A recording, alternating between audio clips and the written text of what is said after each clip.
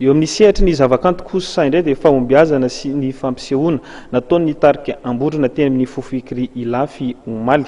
Ndeha hilalao ny lohahevitra nentina tafiditra indrindra ao anatin'ny Ambondrona Tour 2015. Nentina nanamarana ny fialan-tsasatra kanefa miendrika asa sosialy ihany koa ity fampisehoana ity.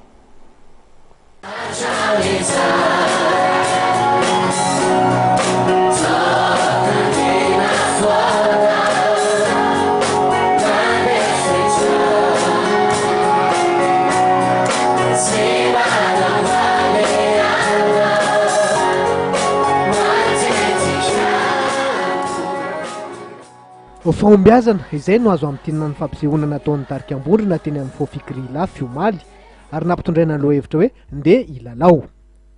Lany tanteraka ny tapakila ny varota ambikarakara tsy iza akory fa ny FJKM ambody fahitra izany. Tanjona voalohany tamin'ity fampisehoana ity ny fanangonam-bola entina nataterana asa sosialy. Ny antony dia misy asa goavana atao amin'ny FJKM ambody fahitra martyra, misy akany lehibe eo espasy sady trano vatom-piangonana izay amboarin'ny fiangonana. Mbola anatin'ny fanamboarana amin'izao fotoana izao izany akany izany.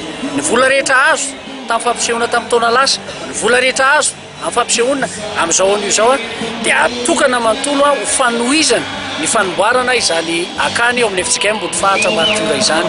Tafiditra ao anatin'ny Ambondrona 2015 tour iarahana amin'ny Orange Madagasikara, nentina namarina ny fitetezana Antananarivo sy ny manodidina ary nentina namarina ny andro fialan-tsasatra ihany koa, indrindra ho an'ny mponina Avaradrano iny ity fampisehoana niarahana tamin'ny tarika Ambondrona ity. Afa-po tanteraka ireo mpankafy tamin'ny fampisehoana satria dia nolalaovin'ny tarika avokoa ireo hira nahafantarana azy sy ireo hira nitsongaina avy eo amin'ny rakokira vaovaony. Amin'ny taona 2014 no ankalazana ny 2015 taona ny akaran'ny sehatry ny tarika Ambondrona.